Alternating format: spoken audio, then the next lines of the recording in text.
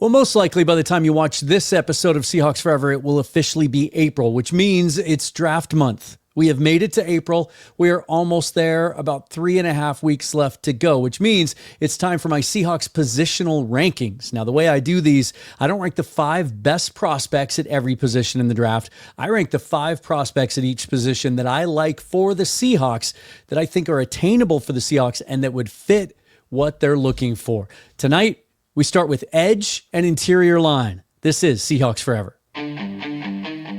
Welcome to the Seahawks Forever podcast. In-depth analysis on everything Seahawks. And now, here's your host, Dan Viens. Welcome in, everybody. John Schneider is down at the NFL annual meetings. There were a bunch of press conferences today, and he said some things about stuff.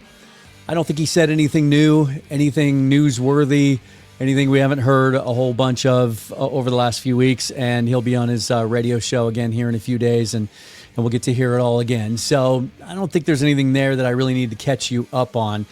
But we're going to talk draft. It is time to nerd out all of the work that we've been doing, watching tape, watching the combine, going to the Senior Bowl, reading scouting reports, watching other people's breakdowns. Like, I'm not 100% done yet with all the work I will do. I'll start to kind of dig deeper into some of the sleepers and some of the lower ranked prospects and guys that I'm not really familiar with yet. But the top of the draft I'm pretty comfortable with, and I think the Seahawks should be too. There's a lot there to like, especially when you have the top. We have 5 of the top 92 picks. Before we get into this, hit that thumbs up button for the video. Subscribe to the channel, hit that bell for notification of future episodes, and all the other different ways that you can support me or the channel are listed and linked down below in the description. All right, so we're going to do trenches today and tomorrow. So I split this up into, as the thumbnail says, part 1, part 2. Today we're going to do edge rushers, which, you know, it's funny how we've invented a new position, right? We used to call them defensive ends, or we used to call them outside linebackers. But then all these teams started kind of merging their 3-4 and 4-3 concepts, and so many teams are running some sort of hybrid form that edge defenders can come in many shapes and sizes now. Some of them are sort of that 3-4 defensive end, 6'5", 6'6", 280 to 290 pounds. There's a bunch of those in this draft. There weren't last year, so that's good. But then you also have your assortment of, you know, quick twitch, explosive, dynamic players off the edge. And the challenge in trying to figure out what the Seahawks are going to do at edge this year, at any position, really, is I don't think we got a clear picture last year about precisely the type of player that Mike Macdonald and his staff want. You know, we've talked about it ad nauseum. Like, by the time he was hired and he got the staff together, they were getting to know each other and putting game plans and practice plans together. They weren't able to go to the combine or the Senior Bowl. They really weren't able to be that involved in the personnel part of getting ready for the draft. He had some say. Mike Macdonald did. Obviously, we know about Tyrese Knight, because inside linebackers has always kind of been Mike's specialty, if you will. And so Schneider, he even said it on draft night. He deferred to him on that pick. And it looks like he knows what he's talking about. And not just with Tyrese Knight, but that position in general, because then we saw what happened halfway through the season when he just wasn't happy with the play of Jerome Baker and Terrell Dodson. Swapped those guys out. In comes Ernest Jones, Tyrese Knight. Off we go. So there's going to be a much, much bigger influence on the draft this year from Mike Macdonald. We saw the John Boyle piece in Mobile, where he kind of gathered the troops, and John Schneider was sitting right there, and all the coaching staff and some front office members. And he talked about how this is an opportunity now to add players to what they really want to do and form the identity that they want to form. John Schneider, I am convinced, really, really wants to give Mike Macdonald the roster that he wants, because he believes in him as a head coach. But when it comes to the edge position, we've seen Macdonald do all sorts of things with all sorts of shapes and sizes. We've seen him use big, oversized, like jumbo defensive ends like Brent Urban in Baltimore. And then, you know, the really athletic, long, strong, kind of prototypical athlete big edge in Jadeveon Clowney. We've seen him kind of mix and match with edge linebacker hybrid players like he did with Malik Harrison in Baltimore. And we saw him do some of that, and how he used Draymond Jones last year, for example. And then he talked at the Combine about how he doesn't have specific tried and true specifications that he requires in his edge players or any of his defensive players. And the term he used was, we don't look for cookie cutter players. And so there's a couple guys in this list where I kind of leaned into that comment. Like, okay, if he's going to be more open-minded about the shapes and sizes of his edge players, then that opens the door for a couple of unique players in this class. And then we're going to talk about interior offensive line. Might as well get that out of the way right off the bat. You've heard me talk about it a lot over the last couple of months, so probably none of the names on that list are going to come as much of a surprise. But we'll leave that a little suspense, and we'll do edge first. I'm just going to put the list right up here and show you what I got. So these are in order. And again, they're not the edge players that I think are the 5 best in the class. If a player is not attainable, not an option for the Seahawks, I'm not going to rank him. So Abdul Carter is not going to be on here. These are the 5 guys that consistently looked like Seahawks to me throughout the process. And not just on the field, but also the off the field stuff. Now, there is one exception on this list, and I should have put a big fat question mark behind him. But let's just go top to bottom. Shamar Stewart was a guy that I thought he was the second best player in Mobile the entire week at the Senior Bowl. First best player is going to be on the next list that I show you. He was so impressive on Tuesday and Wednesday that he ducked out. His work was done. He left on Thursday, and then he went to the Combine and blew that up. He is a physical freak, 6'5", 267. Now, he was listed at 290 during the season at Texas A&M. He weighed in at 281 in Mobile, and then when he got to the Combine, he was 267. I kind of like him better at 281. This is a guy that I don't need him to be any twitchier than he is because I want his power to be his calling card. He's got 34.5-inch arms. He's really, really long, big wingspan. But even at that size, he ran a 4.59 40-inch vertical. He has a perfect 10 relative athletic score. He's a guy that's played a lot of football. You'll see a common denominator amongst all these players. And that is that they've all played a ton of football. And that's something that, is more common today because we're still, and this is probably the last draft, we're still seeing some of the remains of, some of the COVID extra years, the extra eligibility. So some of these guys chose to stay in school, but also now they can make money, right? And so we're going to be talking about NIL now moving forward. And Shamar Stewart actually has one of the shortest resumes of this group, and he has 37 games to his credit. Now, the thing about Shamar Stewart, and to me, like physically, he kind of looks like Jadeveon Clowney. He's raw. He doesn't have an accomplished set of pass rush tools yet. He mostly tries to get by with power and speed to power. But there's been a lot of hand-wringing over the fact that in his 3 years at Texas A&M, he has averaged, well, not just averaged, he's literally racked up 1.5 sacks per year for a total of 4.5. And there's a lot of people freaking out about lack of production. There's something about the way Texas A&M uses their defensive linemen that really inhibits them from being able to rack up big stats. Nick Scorton, his teammate, talked about it. And they have a loaded defensive line there. Shamar Turner's another guy that I don't think is on the Seahawks list. There's some injury issues there, some medical things that I think they would shy away from. But all those guys had low sack numbers. Nick Scorton had 4, but he was a transfer from Purdue. He was much more productive with the Boilermakers. And he talked at the Combine about how their responsibilities defensively at Texas A&M just kind of, they weren't ever really allowed to just pin their ears back and go after the quarterback. So you are projecting with Shamar Stewart, but he's built so similarly, and I think his playing style is similar to Jadeveon Clowney. I think Mike McDonald must look at this guy and go, okay, I can do that with him. And he's certainly athletic enough that he can drop into zones and things like that Mike likes to do with his edge players as well. So Shamar Stewart is my number one guy. I definitely think he's in play at 18. I'm not going to go into this very in depth today. We talked about edges a couple of weeks ago and how they are a need. Some fans don't think that they are because we have Derek Hall, Boye Mafe, and Uchenna Nwosu's back for the year, and then we signed DeMarcus Lawrence.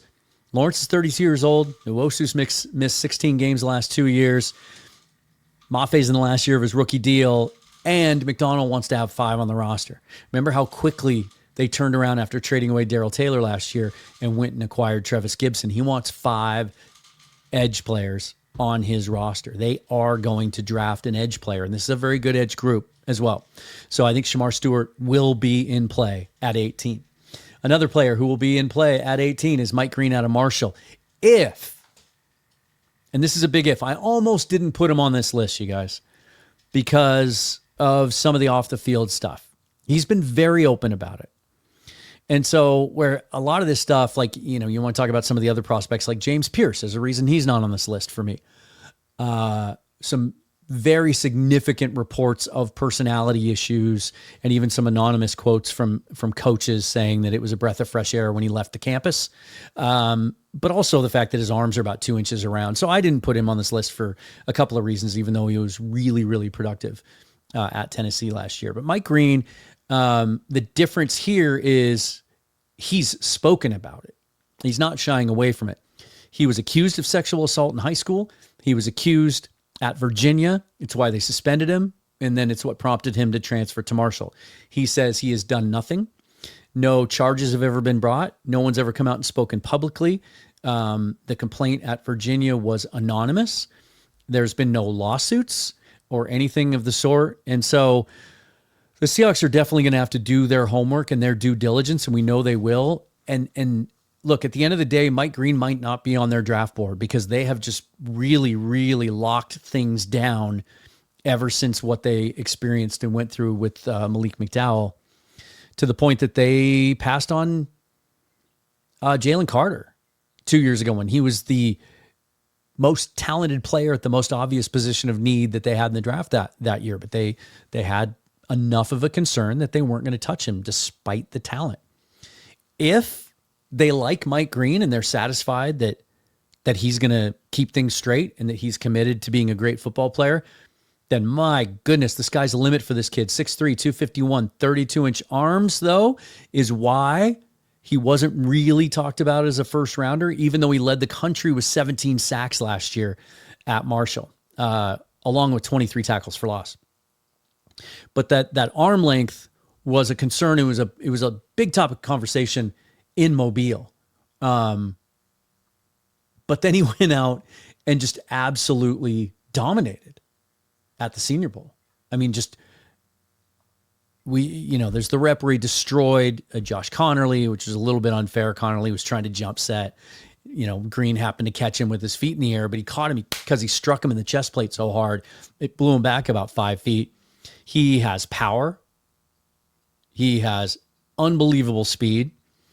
He's experienced, even though he had to transfer. He's played 32 games. And I do have a couple quotes here from him. This is how he's dealing with these accusations. He says, "I've never been questioned. I've never been asked by anybody. Nobody ever asked me a question about what happened before I departed from Virginia. It was just the accusations that caused me to leave. I'm not worried at all. I have no concerns. I have no problem with talking to these teams about it because I know who I am and I know the truth." If Mike Green is a good dude and the Seahawks feel like he's a good dude, he's absolutely going to be in play at 18 if he's on the board. He's the most explosive edge player in this draft, bar none. And it would give the Seahawks something that they just don't have right now. As much as we like Boye Mafe, he's just never shown to me that consistent take over a game explosion. Derek Hall wins more with power. Nwosu as well. So does Lawrence. Like, they haven't had that guy that, geez, if we could get the Lumen crowd going like it used to and give us that split half-second advantage with those guys getting a jump off the line of scrimmage, like there's tackles in the league that would struggle to catch up to him on the edge and block him. He would be a really, really dynamic player And another guy that's athletic enough to be able to do all the things that Mike Macdonald wants edge players to do. So that's why I've got him at number 2, although I should have put it with an asterisk. He might not be on their board, but if he is, I think he's going to be in play at 18. Another player who would be in play at 18, and this is the guy that I really opened my mind to when McDonald said what he did at the Combine about no cookie cutters, because Donovan Ezeraku is short. He's 6'2.5". 248, that's not bad. But here's how he makes up for it. Quickness, burst, explosion, and 34-inch arms. On that frame, and he knows how to use them. You watch the tape, and he's chopping, he's swiping guys, he's one-arming guys, and he can bend around the edge. 47 games in his career at Boston College, 30 career sacks. He had 16 and a half last year to go along with 47 tackles for loss. That's insane. 16 and a half sacks, second in the country to Mike Green.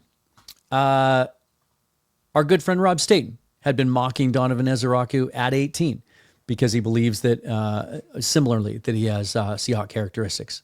He's a guy that no concerns off the field, just tremendously hard worker. All of those Seahawk characteristics they look for: smart, tough, reliable, all about ball. He's going to check all those boxes. He's going to be in play at 18, and if they take him, and you look at his height and go, what do? We just drafted a munchkin. Ignore it. I think he's going to have a long, long, productive NFL career.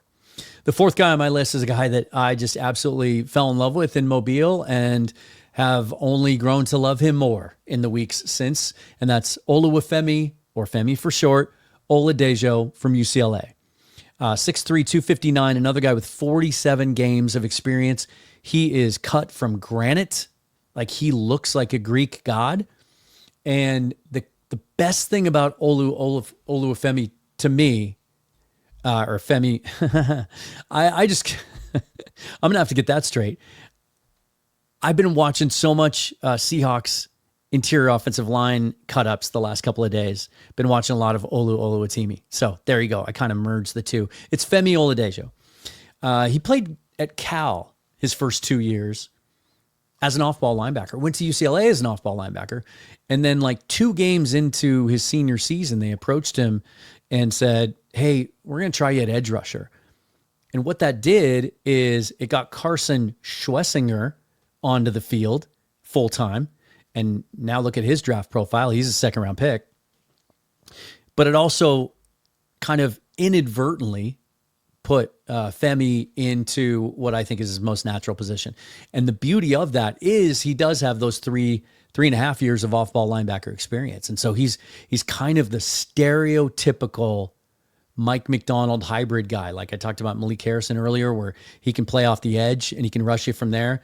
But if he could back off the line of scrimmage and be an off-ball linebacker when, Macdonald plays those packages sometimes with 3 inside linebackers on the field at the same time. But certainly he's going to be the most comfortable of anyone on this list, dropping into coverage, dropping into hook zones and things like that.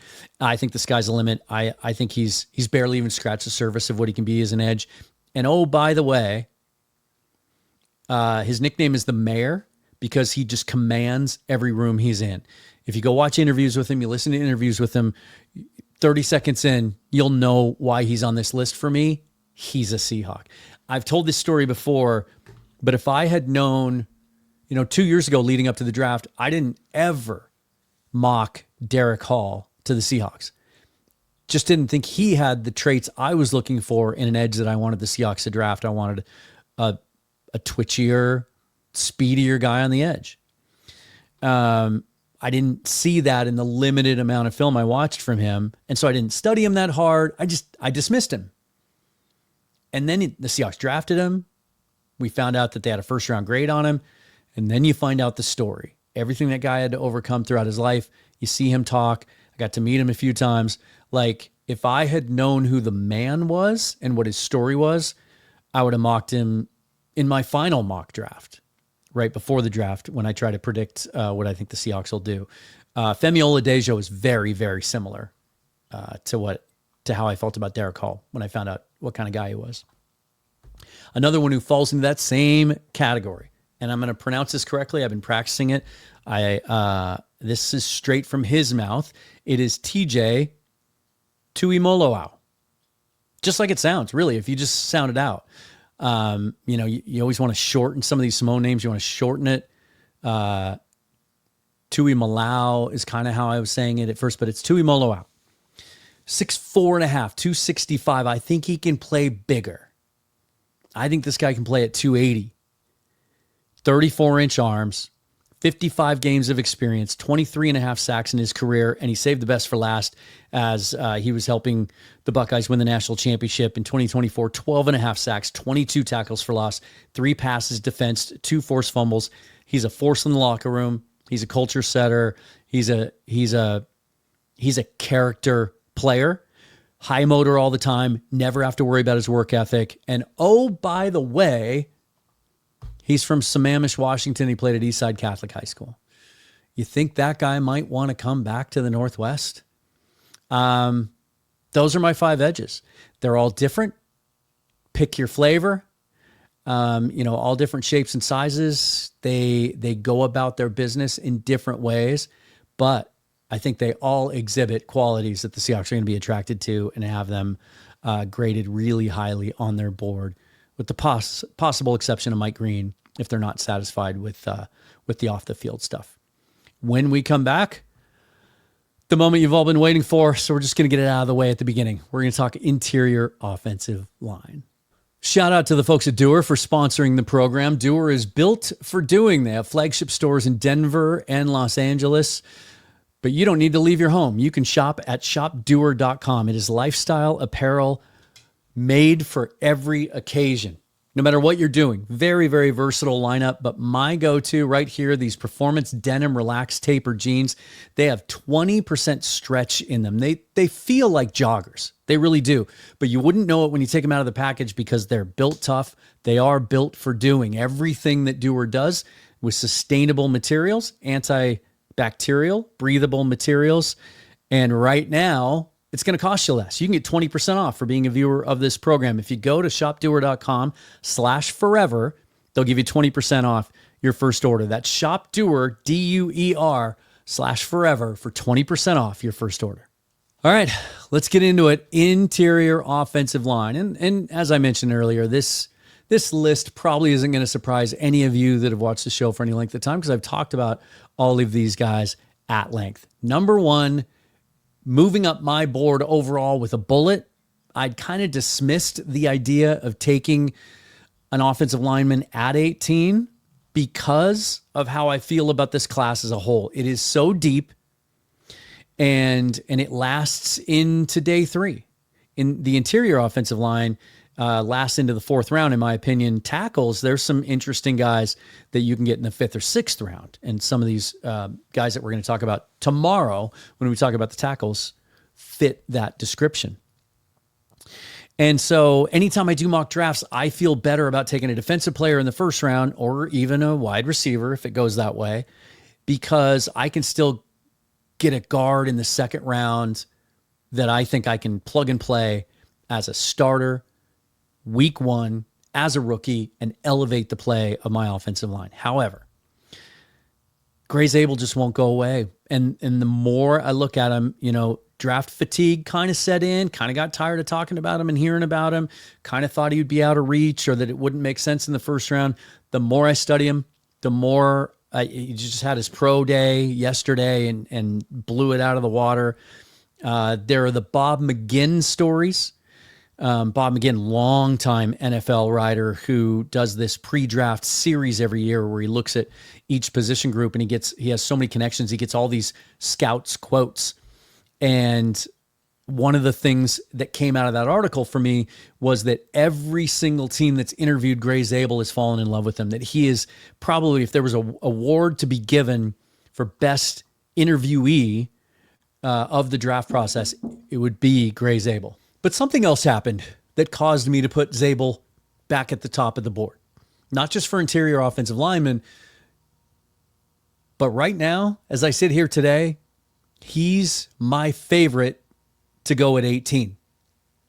In fact, I think the Seahawks may view him so favorably that, we did the episode a couple of days ago where I looked at scenarios, what it would cost to move up, and it really wouldn't be that much to move up 3-4 spots, that if they get a feeling that one of those other teams ahead of him might also like Zabel, they might try to trade up to get him. Not just because of the player, okay? The player, 6'6", 312. Only a 2-year starter at NDSU, but he played a lot his first 2 years. Played a lot of left guard and then right tackle when Mason Miller got hurt. And then his senior year, they said, hey, we need you to go play left tackle, even though you only have 32-inch arms. Granted, at the FCS level, we need you to play left tackle. All he did was garner first-team All-American honors. Like, that's how well he played at left tackle. It's not going to be his position. He's a guard. Some people think he might be a better center, but he's absolutely an interior offensive lineman. If you had to get out of a game, you could kick him out to left tackle, and he could hold his own out there. He turned down a bunch of money, 7-figure money to leave NDSU after his junior year, and he decided to stay. Now NDSU ponied up some NIL money too. You know what he did with it? He spent it on farmland. He bought himself farmland, set himself up for the future. He has a degree in agribusiness, so I think he planted corn. On those in that farmland. 44 games. He only allowed 4 sacks on over 1,000 pass block snaps in his career. Only 6 quarterback hits and 26 pressures. He was the best player in Mobile. I said Shamar Stewart was the second best player. It was Gray Zabel was the best player all week long. Hardly lost a rep. And showed that he's more than just a pass blocker, too. Like, he took on, it was a very good defensive line and edge group down there in Mobile, and he held his own. He's got the power to go along with the athletic ability. I think Gray Zabel right now, in 90% of the mock drafts I do, I've shifted. I was taking Kenneth Grant first because I liked the way it fell later with interior offensive linemen. I just think Zabel is a guy that can fix the problem. I think if you go into next year with Charles Cross, Gray Zabel at left guard, Olu Oluwatimi as your center with Jalen Sundell in his rearview mirror coming up fast, Christian Haynes at right guard. He's an ideal fit for this scheme. I was watching some more of his college tape this week, and it reminded me how good he is.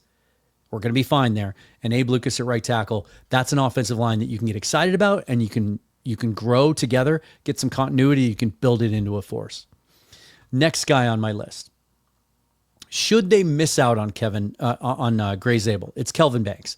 And while he's never played guard, and he doesn't have to move inside to guard, there are scouts who think he belongs better as a guard. Here's an example. His relative athletic score as a tackle is 8.31. As a guard, it's 9.53, and the first comp that they make for Kelvin Banks as a guard, Kent Lee Platt and the guys over there at RAS, Steve Hutchinson. How's that for a comp? 42 starts, playing at a high level, Texas, all the playoff games, everything else. He's athletic. He can get to the second level. He's physical. He's got all the size and specs. He's kind of prototypical, really. But he's also a guy that can legitimately stick at tackle in the league. And so if he should be the pick, if someone gets crazy and the Chicago Bears take Gray Zabel at 10, let's say, just as an example, and Kelvin Banks slips to 18 and he's the pick, you can get excited about it because I think the same plan. I think he's the starter at left guard from day one, but he gives you that flexibility if you decide to move on from Abe Lucas after this season. Last year of his rookie deal, because of the concerns long-term about the knee, or he gets hurt again, or he just doesn't play as well, or maybe he plays so well that they know they have to pay Cross and Lucas, and they let him walk, that you've got the option there, if you've developed another guard, that Kelvin Banks can play tackle. So I really like that from him as well.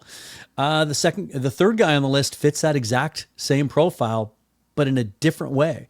He was a lifetime guard that was forced to play tackle when Josh Simmons got hurt. And so Donovan Jackson kicked out to left tackle, and all he did was hold that down in the Big Ten and help the Buckeyes win a national title. 6'3.5", 315 pounds, 51 games of experience, really athletic, likes to do damage when he gets to the second level, but he's really strong too. 32 bench reps at 225. Donovan Jackson is a guy that will be there at 18. That might be a little rich for him, but I wouldn't bat an eye at it. He's generally been mocked from the very end of round 1 to early round 2. But if the Seahawks stick at 18 and that's their pick, that's a guy you can get excited about too. And then I know you all know Tate Ratledge. He has become the darling of the Seahawks fan base, and he hasn't even ever played a game for the Seahawks. But you can see why, especially after the combine with the mullet and just kind of the style that he has and everything, but also the way he plays. 6'6", 308 pounds, almost a perfect relative athletic score, 9.96. And that's based on all the testing. Sometimes these testing, these scores, these grades from the guys at RAS, sometimes they don't run the 3-cone or the short shuttle, or they don't run the 40. That's becoming more and more common. They still factor in a grade. Well, Tate Ratledge did everything. And I think that's a Seahawk quality, isn't it? Like, they want those competitors.